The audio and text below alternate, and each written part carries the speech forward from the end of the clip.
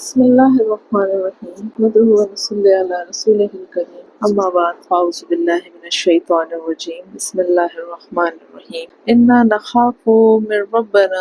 یوما عبوسا قمطریرا۔ سورہ دہر کی آیت نمبر 10 جو آپ کے سامنے ہم نے پیش کی، اور اس کا ترجمہ: بے شک ہم اپنے پروردگار سے اس دن کا خوف کرتے ہیں جو اداسی اور سختی والا ہوگا۔ اب اس آیت کا ترجمہ ہم نے آپ کے سامنے رکھا، لیکن اس کا مفہوم ہم جانتے ہیں کہ یہ آیت کن لوگوں کے لیے ہے۔ یہ آیت اللہ کے ان نیک بندوں یعنی ابرار کی صفت بیان کرتی ہے جو دنیا میں غریبوں، یتیموں اور قیدیوں کو صرف اللہ کی رضا کے لیے ان کا خیال کرتے ہیں، ان کی دل جوئی کرتے ہیں اور ان کو کھانا کھلاتے ہیں، اور یہ نیک عمل اس لیے کرتے ہیں تاکہ قیامت کے اس ہولناک دن کی سختی سے بچ سکیں، جس دن سخت پریشانی اور ہولناکی کی وجہ سے چہرے بگڑ جائیں۔ تو حضرت عبداللہ ابن عباس رضی اللہ تعالیٰ عنہ آپ فرماتے ہیں کہ ابو سن سے مراد وہ تنگی، وہ کلف والا دن ہے، اور کم طریرہ سے مراد وہ طویل لمبا دن ہے جس کی ہولناکی کی وجہ سے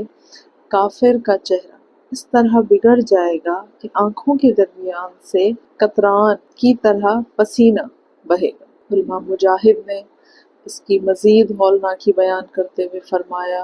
امام مجاہد اور امام قتادہ رحمۃ اللہ علیہ ان اکابرین کے مطابق اس دن ہولناکی اور خوف کی وجہ سے لوگوں کے چہرے اتر جائیں، ماتھے پر تیوریاں چڑھ جائیں گی اور شدید اداسی چھا جائے گی۔ اور احادیث مبارکہ کی روشنی میں اگر ہم اس کی تشریح کو دیکھیں کہ در حقیقت یہ کیا ہے، ابوسن اور کم طریرہ جو دو الفاظ استعمال کیے گئے ہیں، کیونکہ سورہ دہر کو سورہ انسان بھی کہا جاتا ہے، یعنی یہ اس دور کی بات ہم کر رہے ہیں کہ جب قیامت برپا ہوگی۔ تو احادیث مبارکہ کی روشنی میں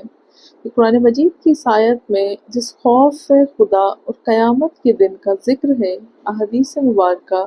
اس کی مستند تشریح یوں بیان کرتا ہے کہ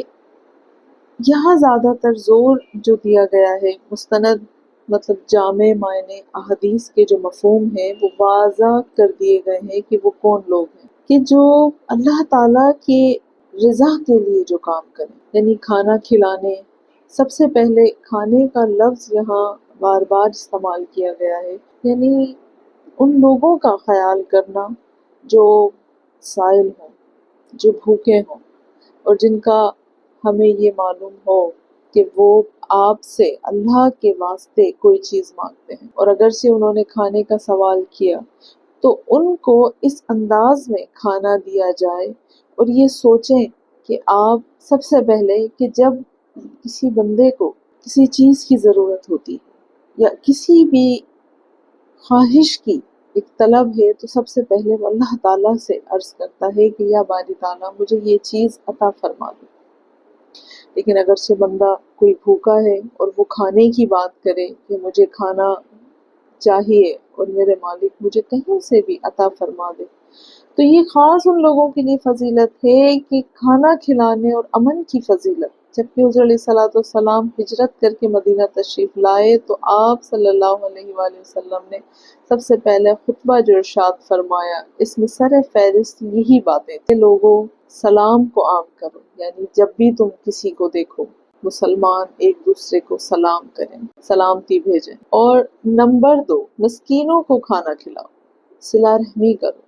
رات کو جب لوگ سو رہے ہوں تو نماز تہجد پڑھو، تم سلامتی کے ساتھ جنت میں داخل ہو جاؤ گے۔ رواہ الترمذی، اس کو امام ترمذی نے روایت کیا۔